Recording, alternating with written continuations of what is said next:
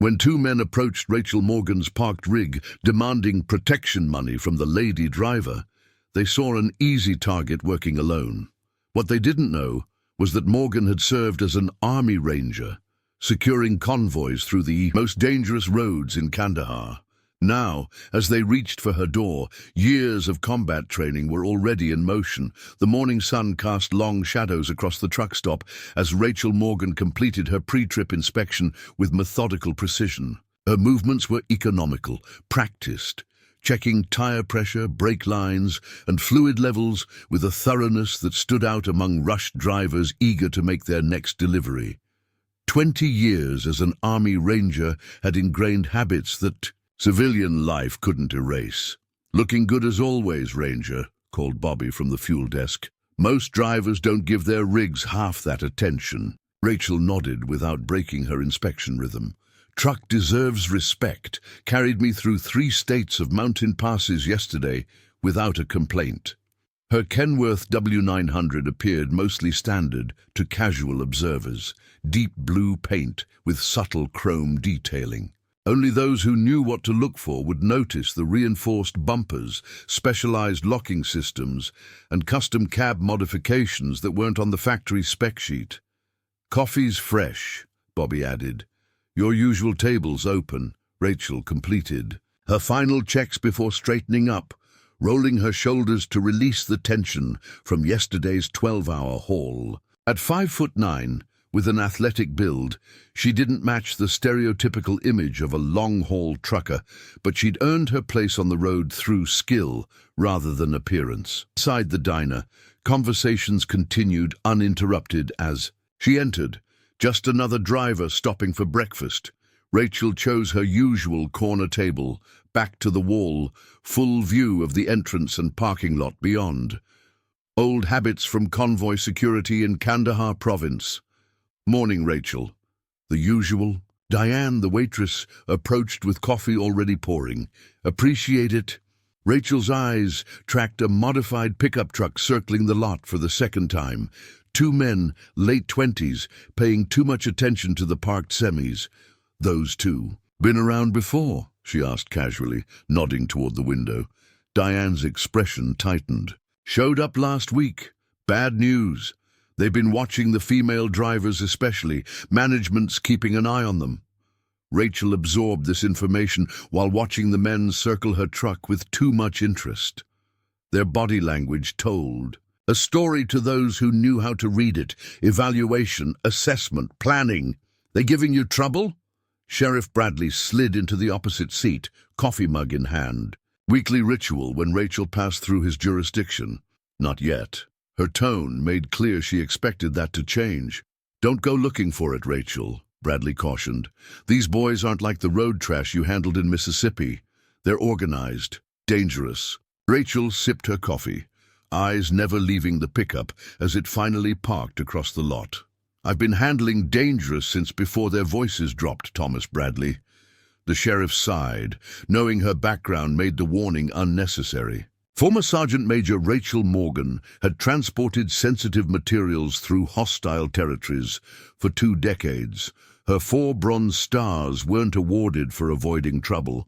"Just came to let you know we've had reports. Female drivers being followed, harassed. 2 robberies last month just over the county line." Rachel's eyes narrowed slightly. "Same 2? Can't prove it yet." Bradley's frustration was evident. "Not enough evidence to hold them last time we brought them in."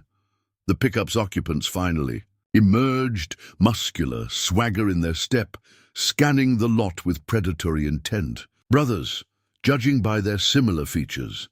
The taller one carried himself with the posture of someone with military training, but the undisciplined edge to his movements suggested he hadn't made it through basic. Rachel's manifest showed electronics, bound for the Chicago distribution center, high-value items that would fetch significant money if diverted to the right buyers. Perfect target for opportunistic thieves. Her fingers brushed the small scar above her right eyebrow, the only visible reminder of an ambush outside Mosul that had claimed 2 of her team members. That day had taught her to recognize the signs. of impending trouble, and these two were broadcasting their intentions to anyone trained to see them. "Heading out in 20, she told Bradley quietly. "Chicago run, electronics." The sheriff nodded. "I'll have deputies watching the county line." Rachel's lips twitched in the ghost of a smile. "Appreciate it. But I can handle myself." The men completed their assessment of the lot and headed toward the diner, their predatory gazes settling briefly on Rachel before dismissing her. Just another female driver, no threat to their plans. Perfect. "Safe roads." "Ranger," Diane said, refilling her coffee. Rachel nodded, watching the men settle at the counter where they could observe the parking lot. Not leaving, positioning, setting the stage for whatever came next. "Always are," she replied calmly. "Until they're not." Outside her, Kenworth waited, looking like any other long-haul truck to casual observers. They couldn't see the reinforced cab, the specialized locking mechanisms, or the tactical compartments hidden throughout. Modifications inspired by transporting sensitive materials through Baghdad and Kabul. Rachel Morgan had spent 20 years moving high-value targets through the world's most dangerous regions. Now she hauled electronics across the American heartland. If these men were looking for an easy target, they were about to make a serious mistake. The interstate stretched before Rachel's Kenworth like a ribbon of concrete promise, endless miles, disappearing beneath her wheels. 3 hours into her run, the landscape had transformed from small-town clusters to vast farmland that stretched to the horizon. The solitude suited her. After 20 years of military convoy operations, she preferred the quiet vigilance of solo driving. Her eyes flicked to her mirrors with practiced precision. The modified pickup had appeared for the 3rd time since leaving the truck stop, always maintaining the same distance, always visible just long enough to be noticed before falling back. "Not even trying to be subtle," Rachel muttered, adjusting her route guidance system. She checked her logbook, noting the upcoming mandatory break. Willow Creek rest area would be her best option. Good visibility, multiple exit points, frequented by state troopers. Tactical selection had become second nature after thousands of convoy movements through hostile territory. The rest area appeared mostly empty when Rachel guided her rig into the truck parking section. Standard procedure. Back in for quick departure. The practiced maneuver looked effortless, belying the tactical assessment happening simultaneously as she scanned for potential threats. Rachel completed her shutdown checklist, watching through her mirrors as the pickup cruised slowly past the rest area entrance before continuing down the highway. Not stopping, surveilling, confirming her position before reporting back. She exited the cab with deliberate movements, stretching muscles tightened from hours of driving. To observers, she looked like any other driver taking a break. They couldn't see the situational awareness operating beneath casual movements or the concealed sidearm secured in a specialized holster beneath her jacket. The perimeter check of her truck appeared casual but missed nothing. Rachel knelt by the rear axle, pretending to check the brake lines while her fingers found what she was looking for. A magnetic tracking device nestled against the frame, military grade, not commercial. Someone had invested in professional equipment. "Getting serious," she murmured, leaving the device in place. "Better to know you're being tracked than to alert them to your awareness." In the restroom, Rachel splashed water on her face, using the mirror to observe 2 women truck drivers entering behind her. Both appeared nervous, checking over their shoulders. Repeatedly, "Everything okay?"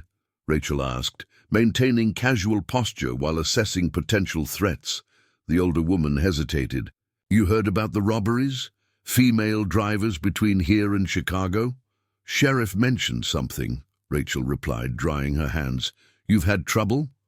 "Not personally," the younger driver said, her voice dropping to a whisper. "But Kelly from Western Express got forced off the road last week. 2 guys in a black pickup. They took her whole shipment, left her zip-tied in a ditch." Rachel processed this information, comparing it against the pickup she'd observed. These men, one had a tribal tattoo on his neck, other one had a military-style buzz cut. Both women stiffened. "That's them," the older driver confirmed. "The Harlan brothers. Highway Patrol keeps picking them up, but nothing sticks. No evidence." "They're watching the lot right now," the younger woman added. "Circled 3 times before parking across the highway." Rachel checked her watch. Still 30 minutes remaining on her mandatory break. Enough time to gather additional intelligence. "Appreciate the heads up," she said, her tone casual despite the tactical assessment already forming in her mind.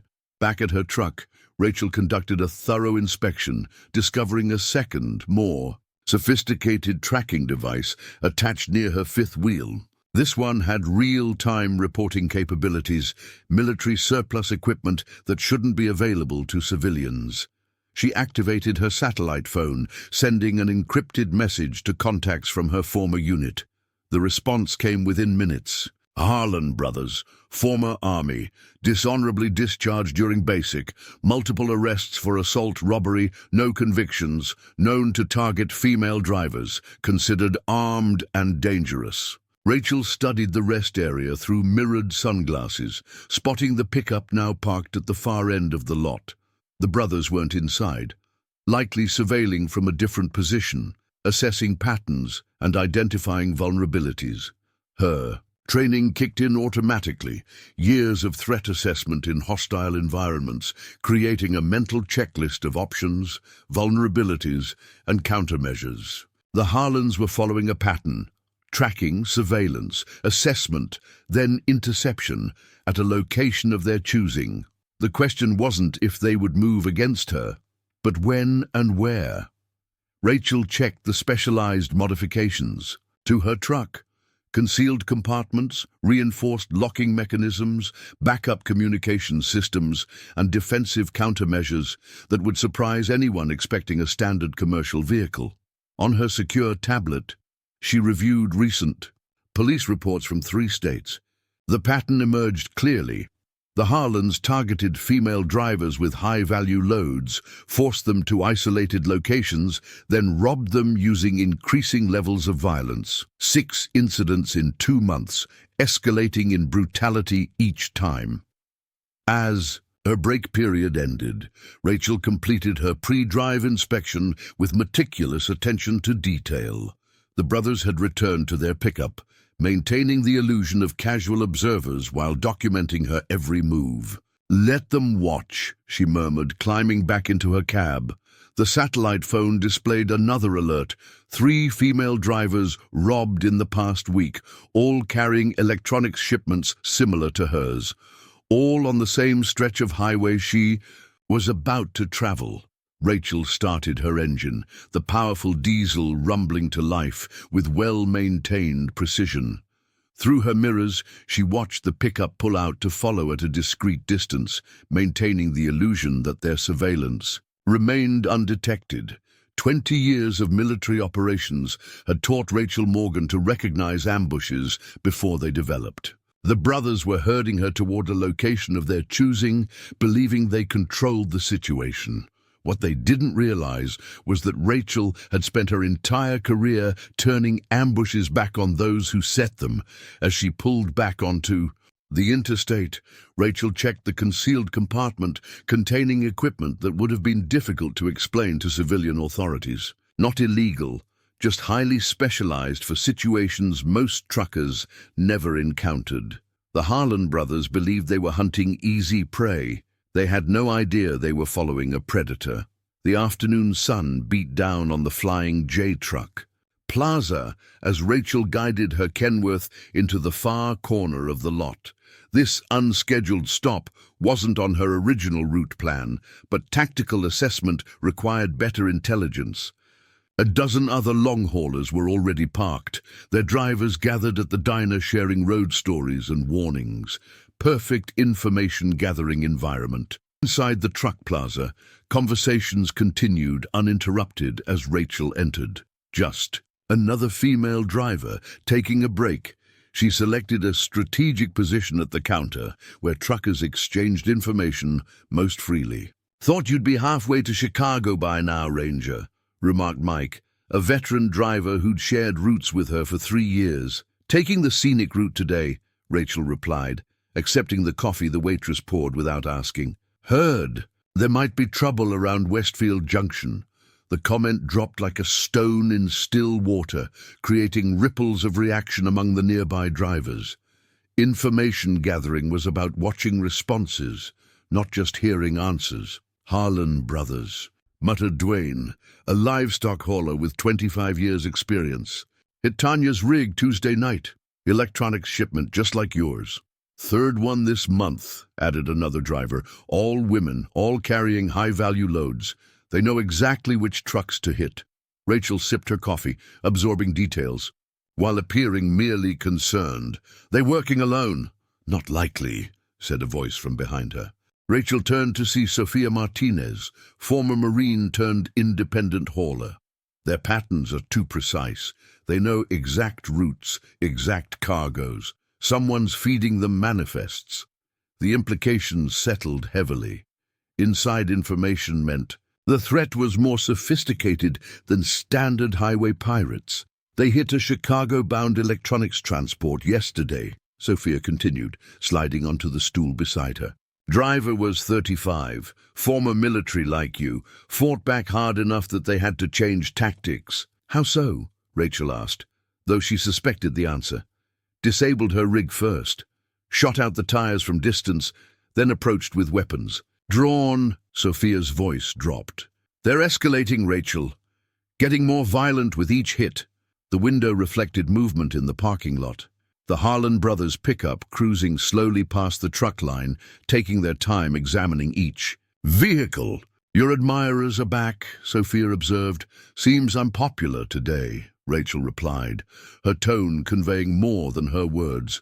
The older brother, Derek, exited the pickup, moving toward the truck stop with the calculated swagger of someone who believed fear was the same as respect. His younger brother, Travis, remained in the vehicle, maintaining surveillance. Rachel studied Derek's movements, noting the bulge of a concealed weapon beneath his jacket, the military-style boots, the consistent scanning of exit points, poor tactical discipline but dangerous potential. The kind of man who compensated for inadequate training with excessive violence.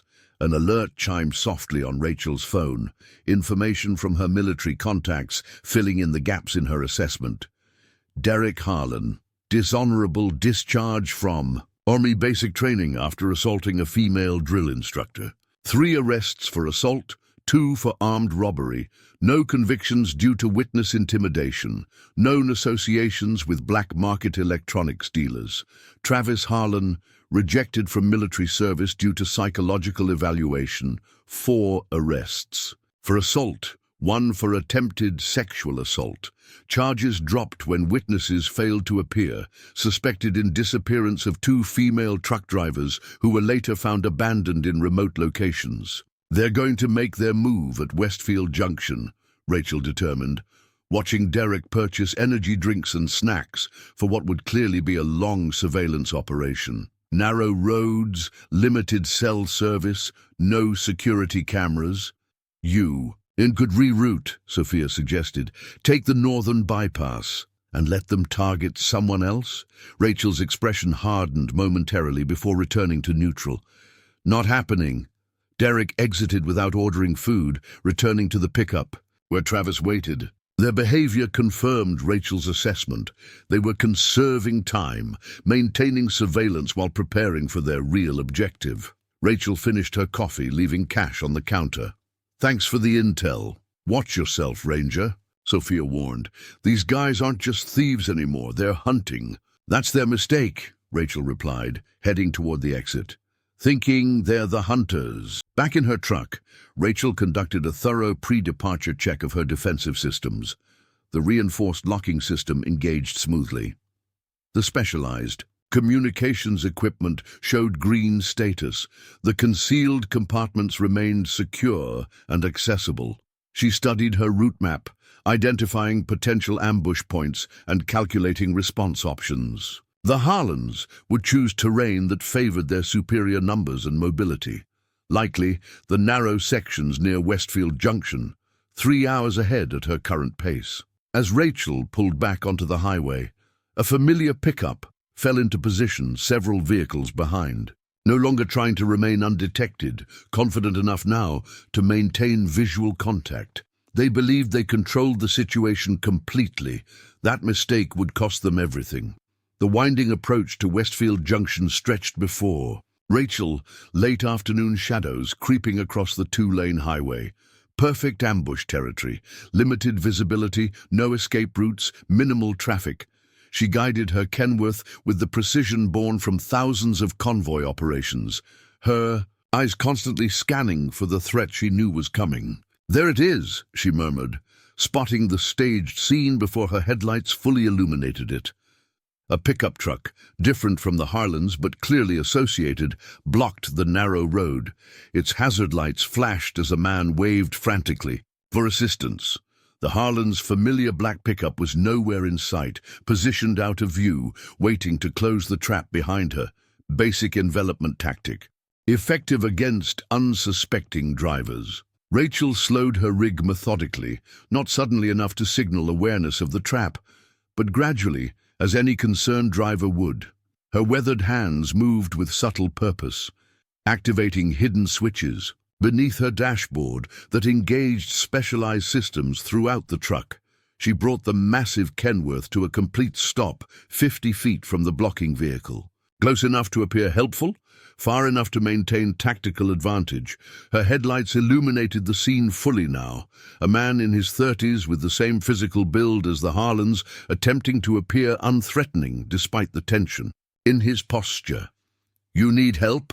Rachel called through her partially opened window, projecting concerned femininity while her eyes tracked movement in the tree line beside the road.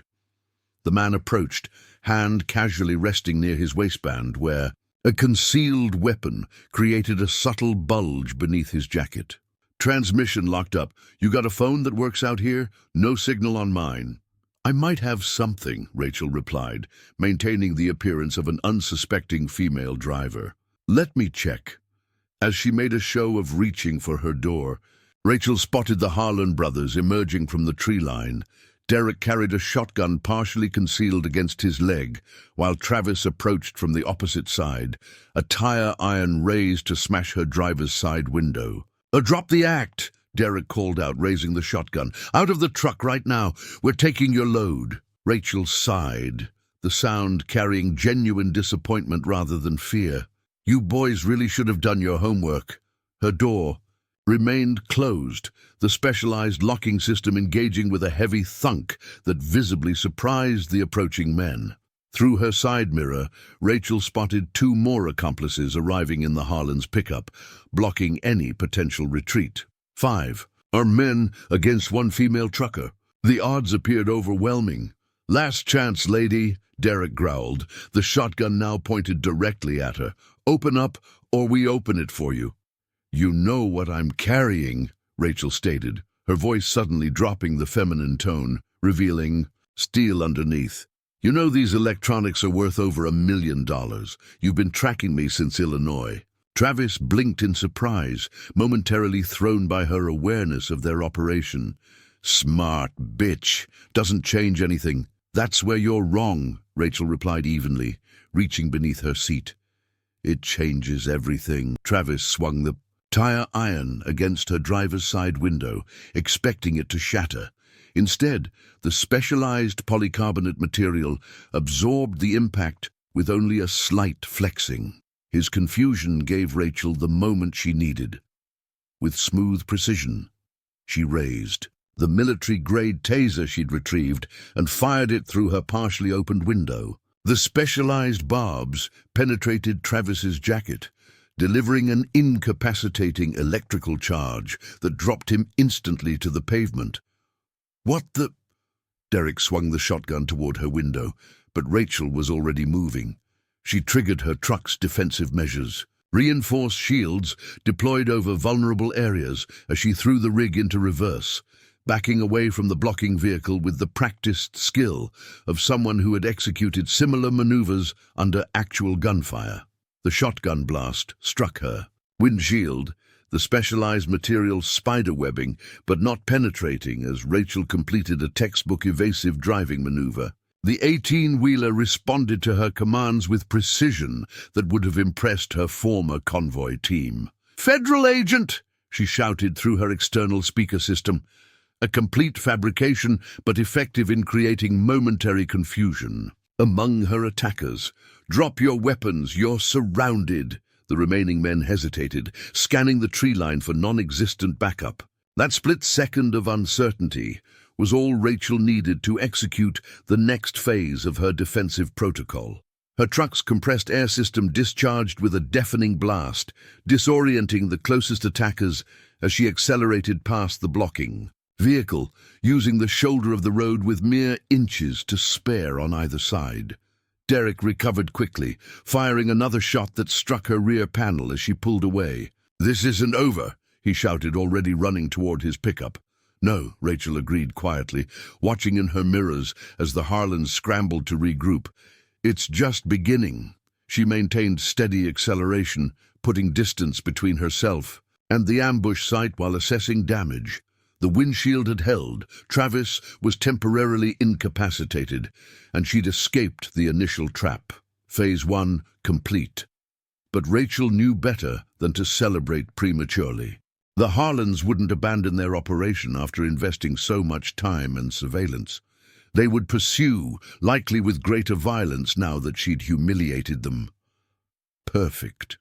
Now they would make mistakes. Twilight shadowed the highway as Rachel pushed her Kenworth through the winding mountain pass. Her mirrors showed headlights gaining rapidly. The Harlans' pickup, accompanied by 2 more vehicles, closing the distance with reckless determination. They had abandoned subtlety for brute force, exactly as her tactical assessment had predicted. "Right. On schedule," she murmured, checking her truck's defensive systems. The radio crackled with a transmission on the emergency channel. "Female driver in the blue Kenworth, pull over immediately. We're state police."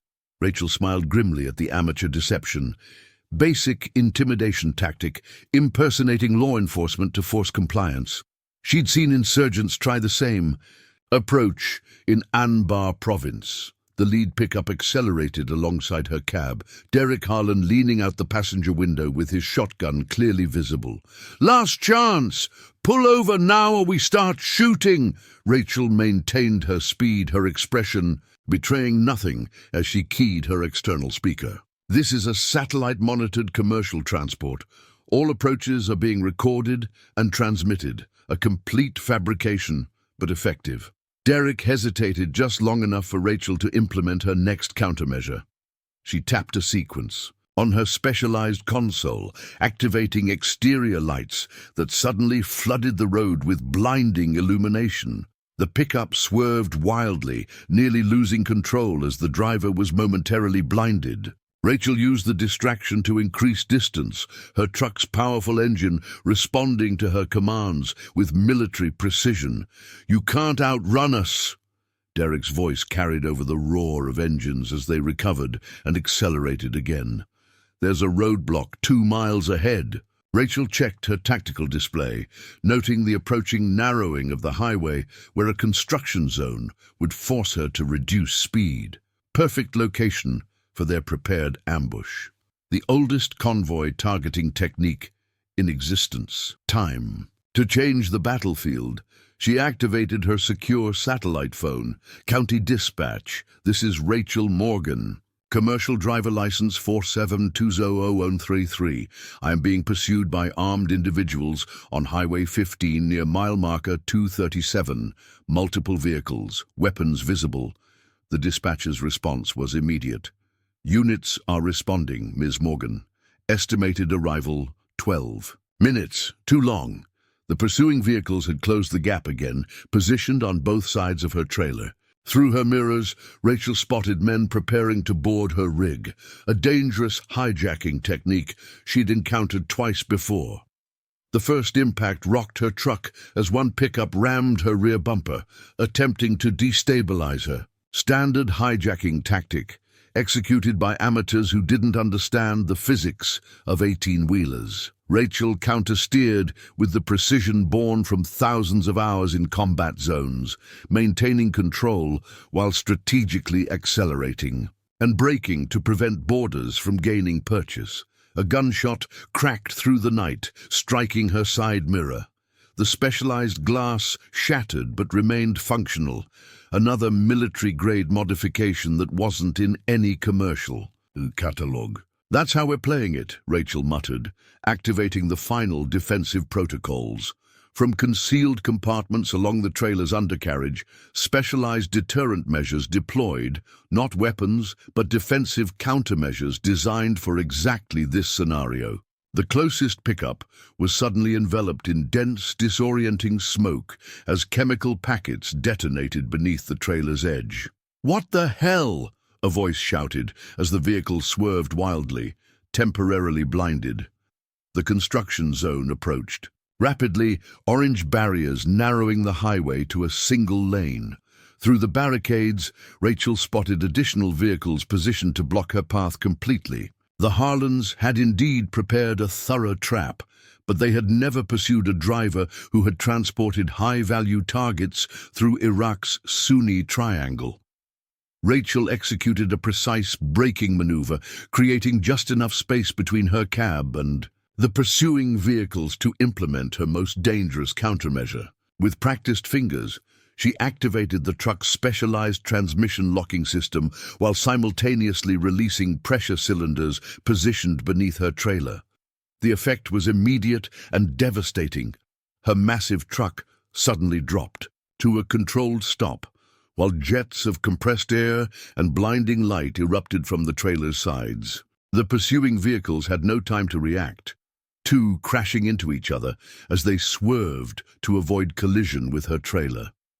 The construction zone roadblock still remained ahead, manned by at least 4 more of the Harlan's associates. Rachel couldn't advance or retreat now, but advancing had never been her plan. "Dispatch, be advised," she spoke calmly into her satellite phone. "Multiple vehicle accident at Highway 15 construction zone. Armed individuals present. Request immediate response."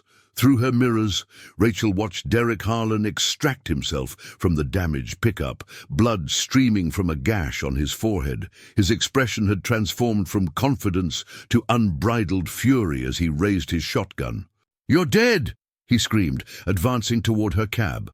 Rachel checked her defensive options. The truck's reinforced cab would withstand small arms fire, but not indefinitely. The Harlan's remaining accomplices were approaching from both the roadblock ahead and the wrecked vehicles behind. She was surrounded, outgunned, and still minutes away from police response. The situation had deteriorated beyond her initial tactical assessment, but Rachel Morgan had survived worse odds in Fallujah. She reached beneath her seat, retrieving equipment she'd hoped wouldn't be necessary. 20 years as an Army Ranger had, and taught her that hope was not a strategy.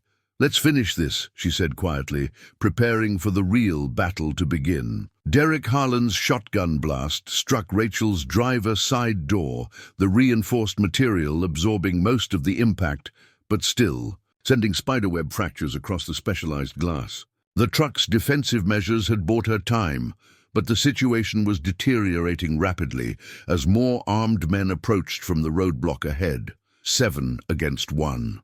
The odds appeared overwhelming. Rachel assessed her tactical options with cold precision. Direct confrontation would be suicide, even with her training. Escape was impossible with vehicles blocking both directions. Communication with law enforcement had been established, but response time remained at least 8 minutes. Time to adapt, time to change the battlefield again. "Travis, get the torch," Derek shouted to his brother, who was retrieving equipment from their damaged pickup. "Burn through the damn door if you have to." Rachel used their momentary distraction to retrieve her most valuable tactical asset, a small metal case concealed beneath her sleeper compartment. Inside lay specialized equipment from her Ranger days, maintained meticulously over the years for scenarios she hoped would never materialize. A second shotgun blast rocked the truck, this one punching through the weakened glass, sending fragments across the cab. A sharp pain lanced through Rachel's shoulder as a glass shard sliced deep into muscle. Blood immediately soaked her sleeve. the warm wetness a familiar sensation from battlefields half a world away. "Got her!" Derek crowed, seeing the blood through the shattered window. "Flush her out!" Rachel pressed a compression bandage against the wound, her movements economical despite the pain. The injury wasn't critical, but blood loss would eventually affect her performance. The tactical timeline had just shortened dramatically. Through the fractured glass, she spotted Travis approaching with an acetylene torch, cutting equipment that could breach even reinforced doors. The situation had reached its critical point. Rachel opened the metal case, revealing its contents. Not weapons, but specialized tactical equipment, a military-grade communications jammer, flashbang devices modified for civilian defensive use, and most importantly, a specialized remote detonator connected to devices positioned throughout her truck. Her fingers moved with practiced precision despite the blood loss, activating systems that would have been difficult to explain to highway. Patrol, the communications jammer deployed first, instantly disabling the Harlan's cell phones and radios, preventing them from coordinating their assault or calling reinforcements. "What the hell?" Travis shouted as his phone died. "Everything's dead!" The confusion bought Rachel precious seconds to implement the next phase. She activated her truck's emergency protocols, specialized systems designed for worst-case scenarios. The external light suddenly extinguished, plunging the scene into darkness broken only by the headlights of the blocking vehicles. Perfect tactical advantage. A sudden impact on her roof indicated someone was attempting to breach from above, a tactic she'd anticipated but hoped they wouldn't discover. The metal groaned but held as Rachel reached for her final contingencies. "I'm coming in!" Derek shouted, his voice tight with rage as Travis began cutting through the door lock with the acetylene torch. Rachel pressed her hand against the bleeding shoulder wound, her military training allowing her to compartmentalize the pain into something distant and manageable. Blood loss was becoming a concern, her vision showing the first signs of tunneling, a dangerous development in a tactical situation. "Last chance, Harlan," she called out, her voice steady despite everything.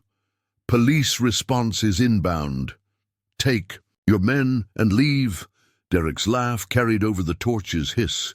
8 minutes minimum before they reach this location. You'll be dead in 2. We'll be gone in 5. He was right about the timeline, which meant Rachel needed to change it. The torch broke through the first layer of the reinforced door, sparks illuminating Travis's triumphant expression. 2 more men had positioned themselves on the truck's roof, working to breach through the emergency hatch that Rachel had already secured with additional locks. Time for her final countermeasure. Rachel activated the specialized remote detonator, praying that civilian law enforcement would eventually understand the necessity of her actions. The effect was immediate and overwhelming. Concealed throughout her truck's exterior, non-lethal defensive measures activated simultaneously. Military-grade flashbangs modified for civilian use erupted in blinding, disorienting explosions that transformed the night into chaos. Specialized smoke ejectors filled the area with dense, vision-obscuring clouds, specifically designed to create maximum disorientation. The torch dropped from Travis's hands as he stumbled backward, temporarily. Blinded and deafened, on the roof, the men attempting to breach lost their footing, one falling from the truck with a pained shout, but Rachel knew the advantage would be temporary. The Harlans had demonstrated remarkable adaptability throughout the confrontation. Derek would recover quickly, likely more enraged than deterred. Blood continued seeping through her compression bandage as Rachel implemented the final stage of her defensive protocol. She reached beneath her dash, activating the truck's most sophisticated modification, a specialized defensive system inspired by military convoy protection protocols. Outside, Derek Harlan had recovered faster than his accomplices, advancing through the smoke with murderous determination. "You're dead, bitch!" he shouted, raising his shotgun toward the cab. That's when everything changed. Multiple sirens suddenly pierced the night, approaching from both directions at high speed. Not the county sheriff's department that Rachel had contacted, but something else entirely. Through her tactical mirror, she spotted specialized vehicles with distinctive light patterns cutting through the smoke. Federal response units that shouldn't have been anywhere near this location. Professional operators deploying with practiced precision, surrounding the scene with overwhelming force. "Federal agents!" a voice boomed through professional-grade speakers. "Drop your weapons down on the ground!" Derek Harlan froze, shotgun still raised as multiple laser sights suddenly dotted his chest. His expression transformed from rage to confusion to dawning horror as understanding finally arrived. "Who the hell are you?" he whispered toward Rachel's shattered window. Rachel Morgan pressed her hand against her bleeding shoulder, a grim smile touching her lips despite the pain. "Just a truck driver," she replied. "One you really shouldn't have targeted." The construction zone transformed into a coordinated tactical operation as federal agents moved with practiced efficiency. Derek Harlan still stood frozen, shotgun half raised, indecision written across his face as laser sights created a constellation of red dots on his chest. "Federal agents, drop your weapon, on the ground now!" Rachel watched through her shattered window as reality finally penetrated Derek's confusion. The shotgun clattered to the pavement as he slowly raised his hands. Around him, his accomplices were already being secured by operators in tactical gear. No identifying agency markings, just the unmistakable precision of specialized federal units. "Clear the vehicle," a commanding voice ordered. "Secure the primary." Rachel's door was suddenly pulled open by gloved hands. A tactical officer scanned her quickly, assessing the blood-soaked sleeve and shattered glass surrounding her. "Sierra, actual, we have the package. Medical attention required," he reported into his communication system before turning to Rachel. "Can you move, ma'am?" "Affirmative," Rachel replied, military protocol resurfacing automatically as she pressed the compression bandage tighter against her wound. The operator assisted her from the cab with professional efficiency, supporting her weight as blood loss made her steps unsteady. Around them, the operation continued with methodical precision. The Harlans and their accomplices secured, vehicles contained, evidence preserved. "Get a medical team here now," the operator ordered, helping Rachel to a tactical vehicle positioned. Nearby, Priority 1.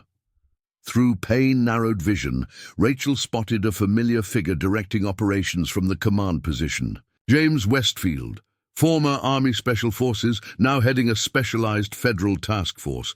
They'd run joint operations in Kandahar a lifetime ago.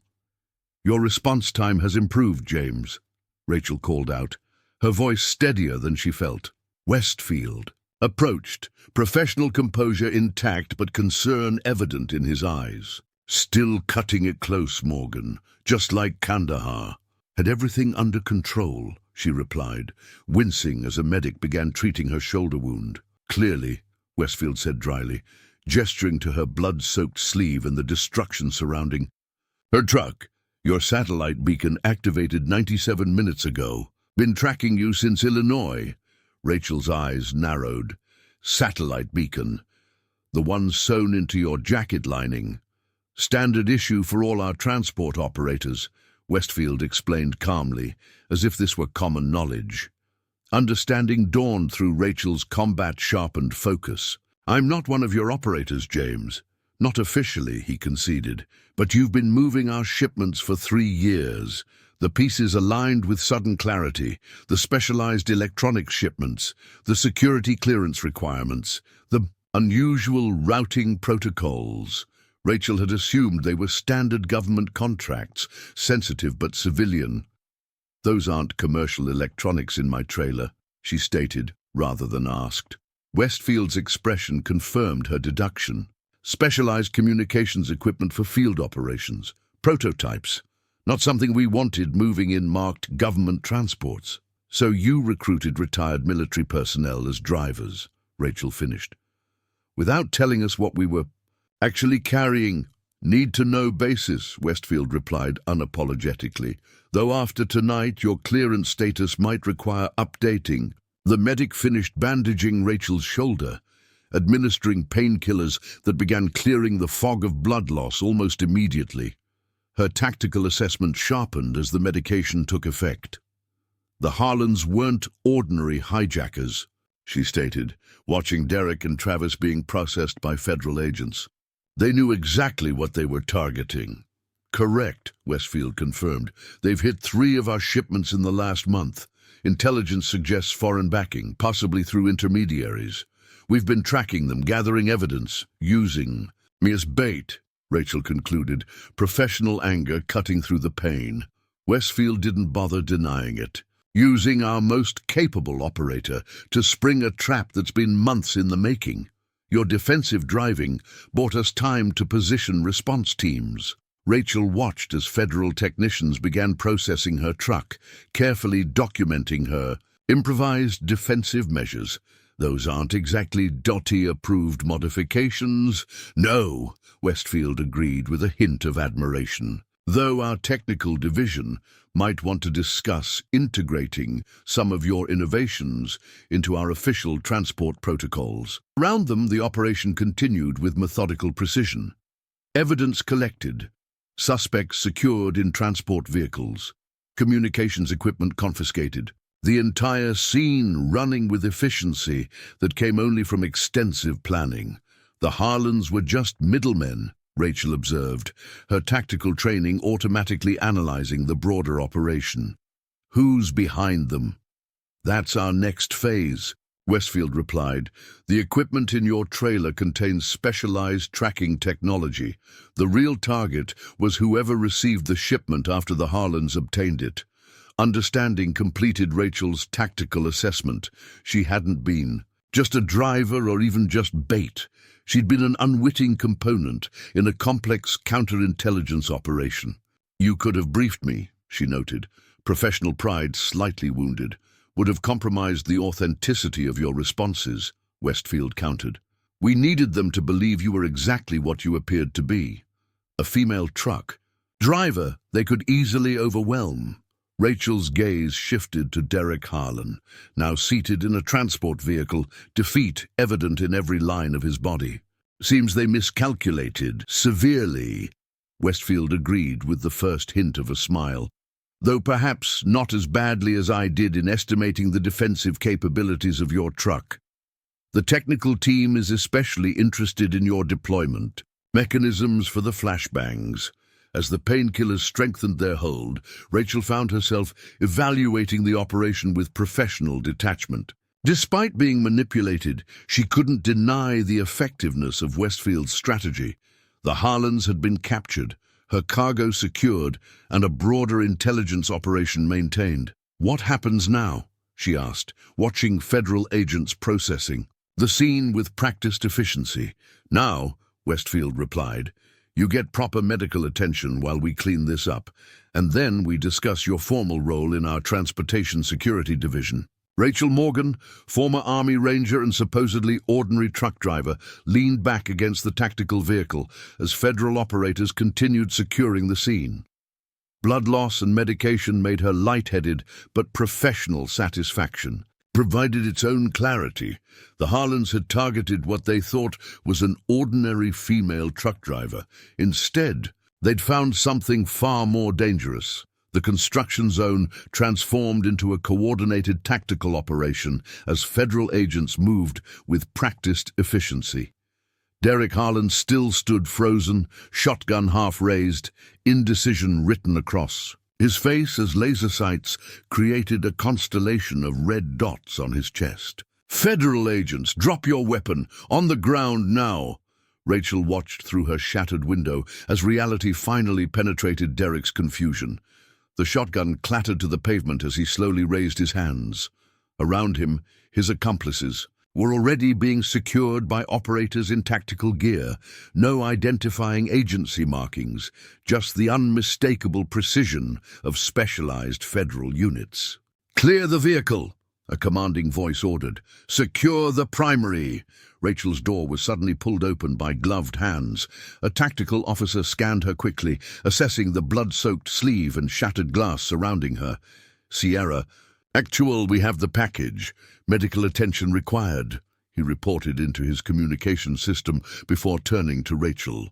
"Can you move, Ma'am?" "Affirmative," Rachel replied, military protocol resurfacing automatically as she pressed the compression bandage tighter against her wound. The operator assisted her from the cab with professional efficiency, supporting her weight as blood loss made her steps unsteady. Around them, the operation continued with methodical precision. The Harlans and their accomplices secured, vehicles contained, evidence preserved. "Get a medical team here now," the operator ordered, helping Rachel to a tactical vehicle positioned nearby. Priority 1. Through pain-narrowed vision, Rachel spotted a familiar figure directing operations from the command position. James Westfield, former Army Special Forces, now heading a specialized federal task force. They'd run joint operations in Kandahar a lifetime ago. "Your response time has improved, James," Rachel called out, her voice steadier than she felt. Westfield approached, professional composure intact, but concern evident in his eyes. "Still cutting it close, Morgan, just like Kandahar." "Had everything under control," she replied, wincing as a medic began treating her shoulder wound. "Clearly," Westfield said dryly, gesturing to her blood-soaked sleeve and the destruction surrounding. "Her truck. Your satellite beacon activated 97 minutes ago. Been tracking you since Illinois." Rachel's eyes narrowed. "Satellite beacon? The one sewn into your jacket lining. Standard issue for all our transport operators," Westfield explained calmly, as if this were common knowledge. Understanding dawned through Rachel's combat-sharpened focus. "I'm not one of your operators, James." "Not officially," he conceded, "but you've been moving our shipments for 3 years. The pieces aligned with sudden clarity. The specialized electronics shipments, the security clearance requirements, the unusual routing protocols. Rachel had assumed they were standard government contracts, sensitive but civilian. "Those aren't commercial electronics in my trailer," she stated, rather than asked. Westfield's expression confirmed her deduction. "Specialized communications equipment for field operations, prototypes. Not something we wanted moving in marked government transports." "So, you recruited retired military personnel as drivers," Rachel finished, "without telling us what we were actually carrying." "Need-to-know basis," Westfield replied unapologetically. "Though after tonight your clearance status might require updating." The medic finished bandaging Rachel's shoulder, administering painkillers that began clearing the fog of blood loss almost immediately. Her tactical assessment sharpened as the medication took effect. "The Harlans weren't ordinary hijackers," she stated, watching Derek and Travis being processed by federal agents. "They knew exactly what they were targeting." "Correct," Westfield confirmed. "They've hit 3 of our shipments in the last month. Intelligence suggests foreign backing, possibly through intermediaries. We've been tracking them, gathering evidence, using me as bait," Rachel concluded, professional anger cutting through the pain. Westfield didn't bother denying it. "Using our most capable operator to spring a trap that's been months in the making. Your defensive driving bought us time to position response teams." Rachel watched as federal technicians began processing her truck, carefully documenting her improvised defensive measures. "Those aren't exactly DOT-approved modifications." "No," Westfield agreed with a hint of admiration. "Though our technical division might want to discuss integrating some of your innovations into our official transport protocols." Around them, the operation continued with methodical precision. Evidence collected, suspects secured in transport vehicles, communications equipment confiscated. The entire scene running with efficiency that came only from extensive planning. The Harlans were just middlemen, Rachel observed, her tactical training automatically analyzing the broader operation. "Who's behind them?" "That's our next phase," Westfield replied.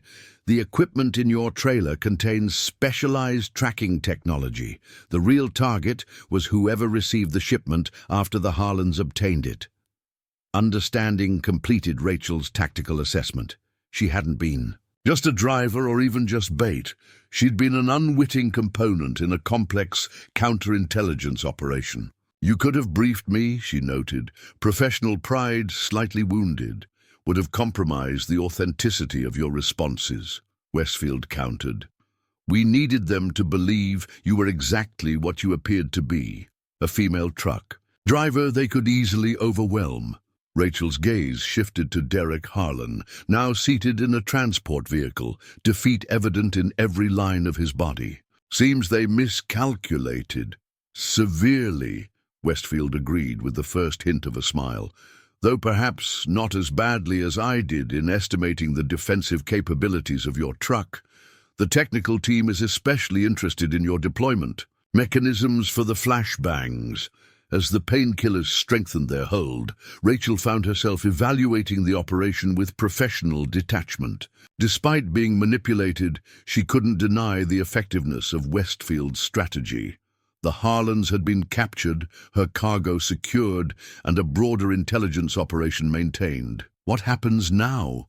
She asked, watching federal agents processing the scene with practiced efficiency.